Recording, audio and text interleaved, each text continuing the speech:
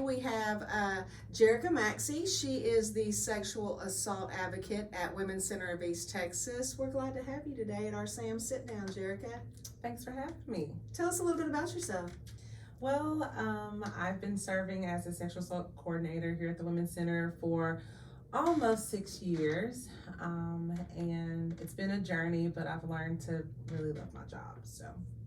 So we're talking about Sexual Assault Awareness Month, and that's why we're doing this. So what is sexual violence? Well, the definition of sexual violence, I mean, it kind of, states itself that it's any act that is unwanted without consent, any kind of sexual, even advances. That includes, catcalling, unwanted touching, and of course, ultimately like rape. So all those things encompass sexual violence against another person. So some people think catcalling's okay, but technically it is part of sexual violence. Yes, it is, and because it is unwanted advances. Okay. So what is consent? Well, consent, we would think it's pretty simple, but there's been a lot of arguments over what consent is. Is a person actually saying yes, right? And so what I hear most is that people or even survivors say, well, I didn't say no, right? And in my world, what I tell them is that there's a lot of ways to say no. So if you want to have sex with someone, I mean, you would think it's pretty clear that, yes, I'm okay with this, but, saying not now is no, pushing away is no, social cues, I mean, it means no. So you don't have to say the word no in order to let someone know whether you're consenting to sex or not. So yes is yes, and that is consent. Right. So what if there's alcohol involved? Does that make any difference when it comes to consent? An intoxicated person, whether it's alcohol or even other substances, cannot give consent to sex. So, you're at a party and you're drunk and you wake up the next day and you realize, oh wow, something happened, or you're unsure if something happened, that is still rape.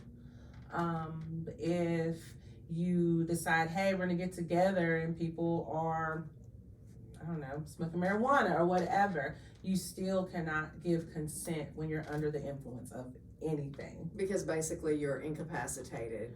Yes. Okay. Yes. Okay. So when we're talking about consent, where does age fit in with this? How can you decide, are you old enough to give consent? Or, are you not old enough?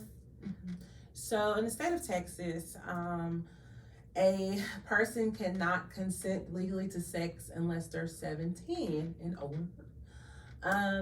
Most people don't know that fact. So anybody who's having sex under the age of 17 is actually illegal. It's deemed illegal.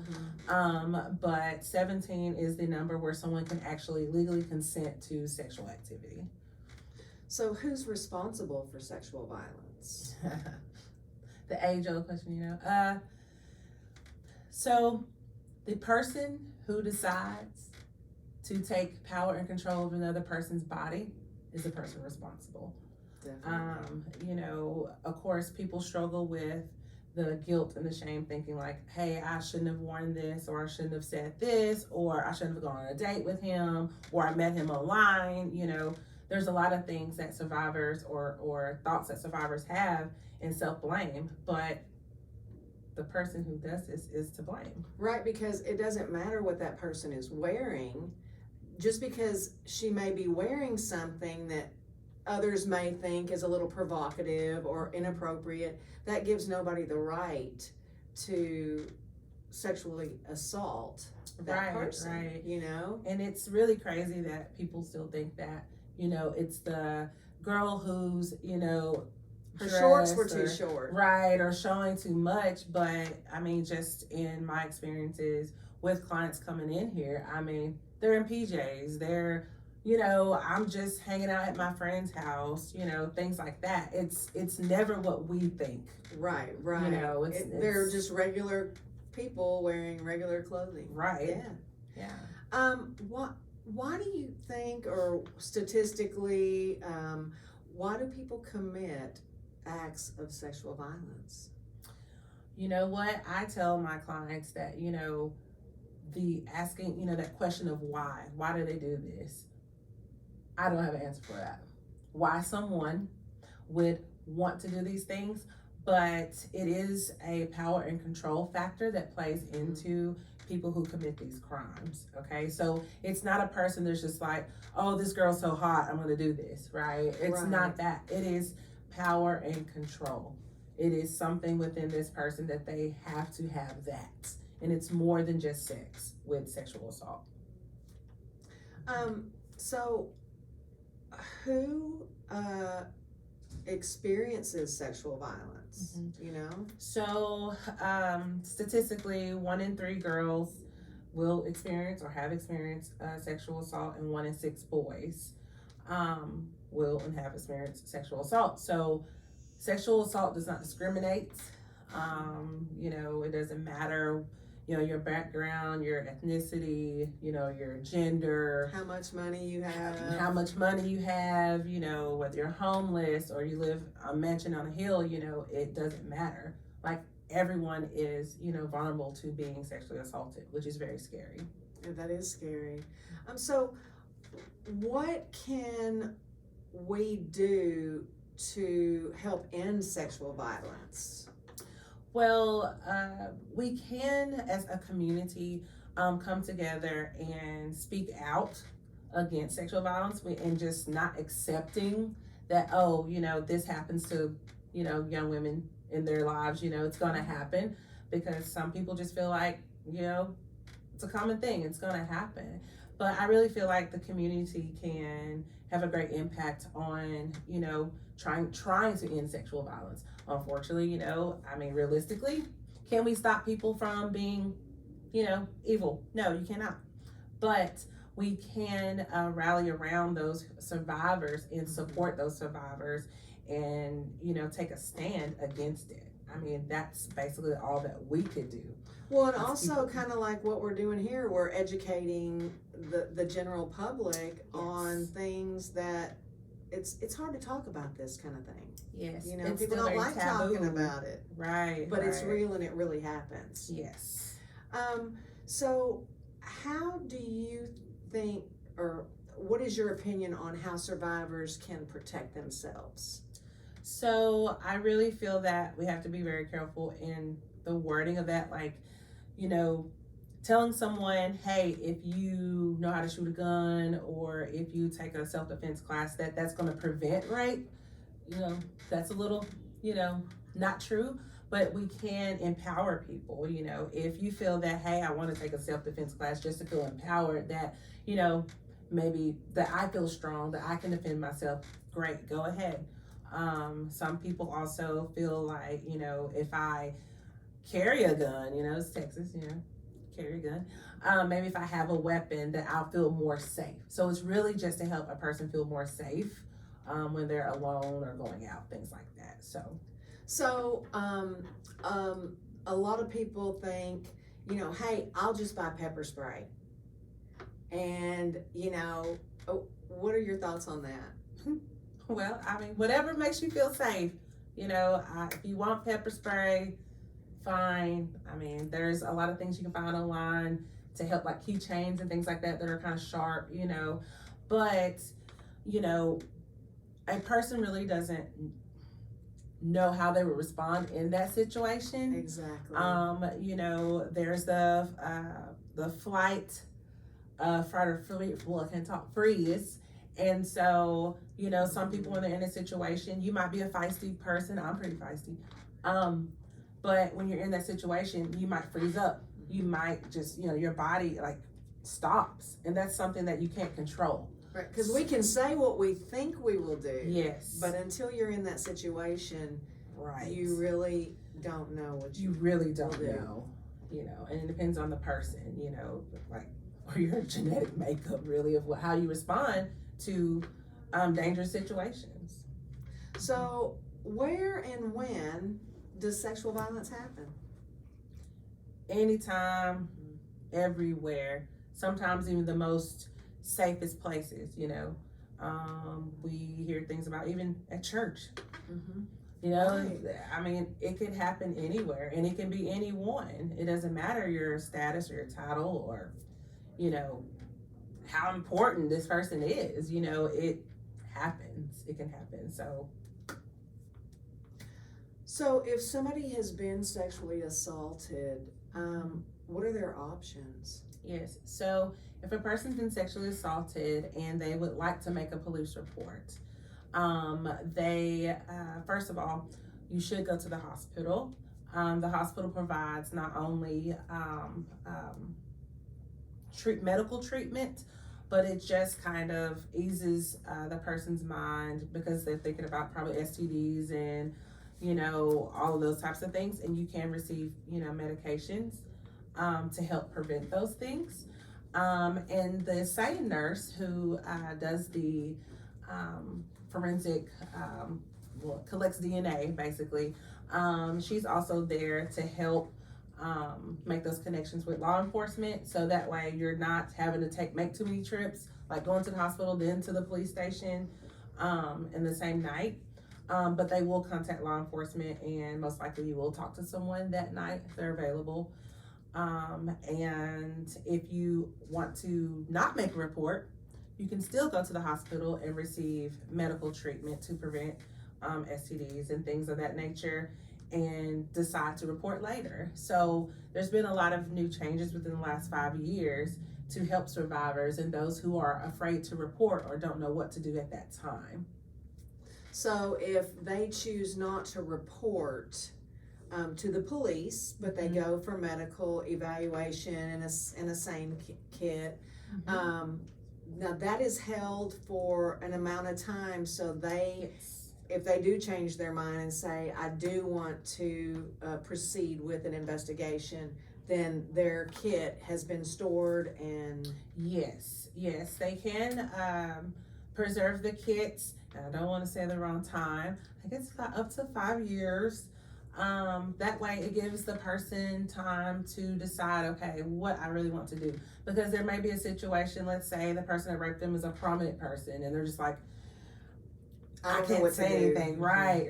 And will I be believed? So it just gives that survivor time to process and have a plan of what they want to do. They may want to leave town, or leave or move. So it just provides more options and opportunities for that survivor to decide what they want to do. I know that Gregg County has a sexual assault response team, and they're all over the state. They're few, but they're all over the state. Can you tell us a little bit about the SART team?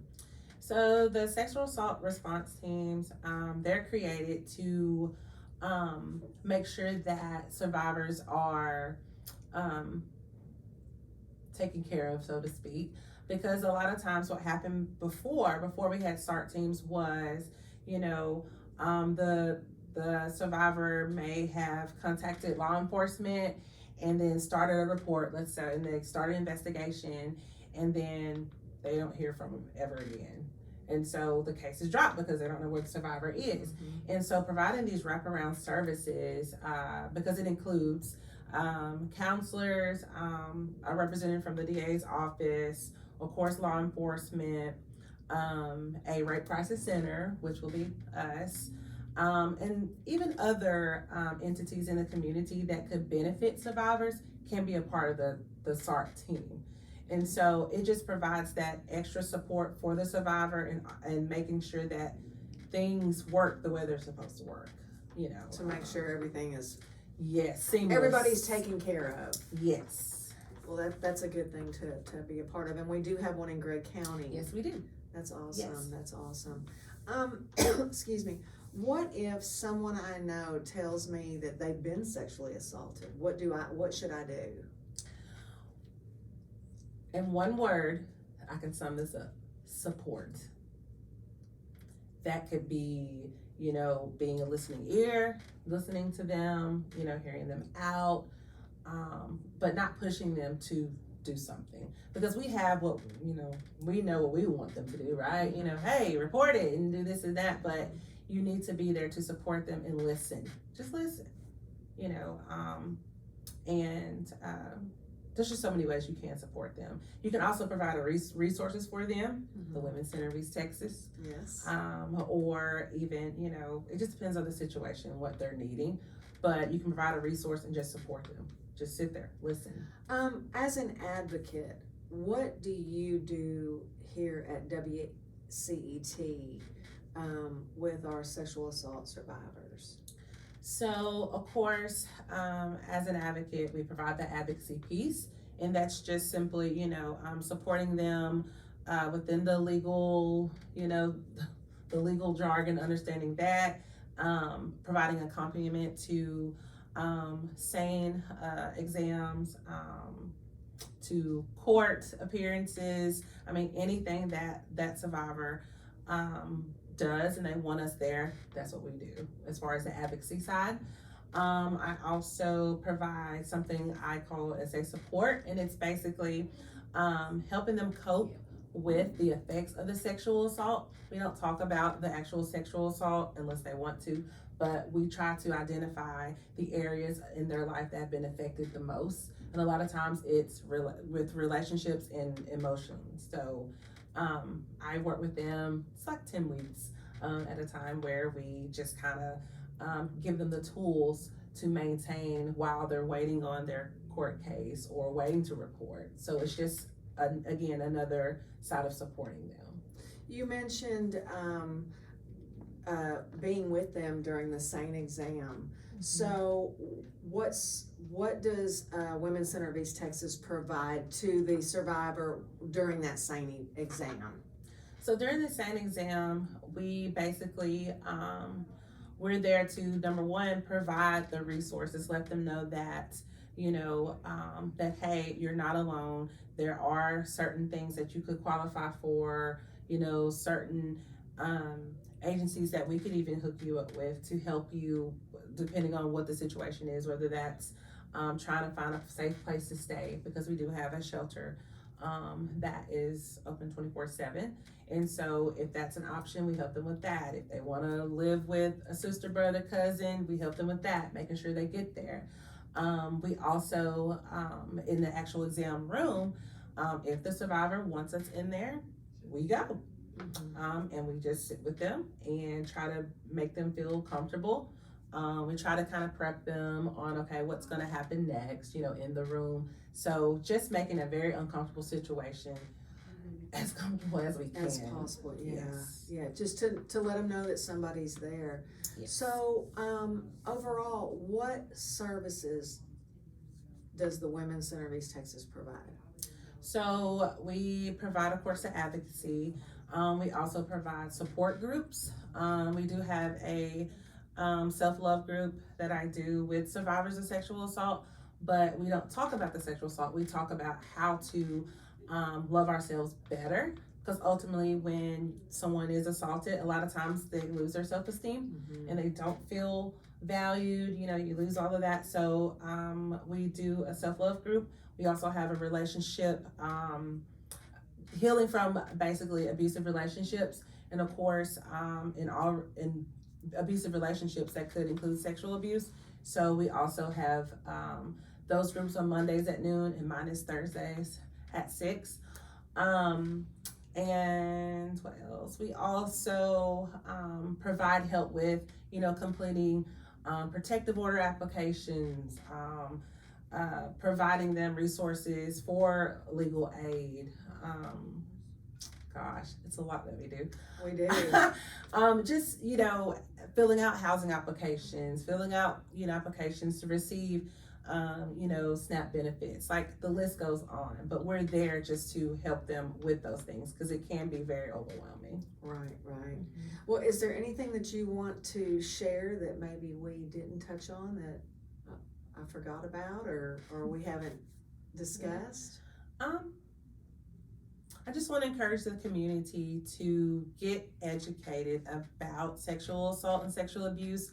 And because we run into issues where, let's say, you're called to be a jury or juror in grand jury, for example, and if you don't know or understand sexual assault, we could ultimately allow an abuser or serial rapist to go free just because we have doubts about whether this happened or not. And so I just think that if we educate ourselves more in the community, that we will see more people prosecuted for this terrible crime.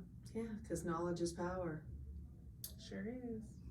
All right, well, thank you for being here today. And if you or someone you know has been sexually assaulted, please call our 24-hour hotline. It's 1-800-441-5555. It's answered 24 hours a day, 7 days a week. So please, if you know somebody or you need any kind of help that we can help you with, there are resources available.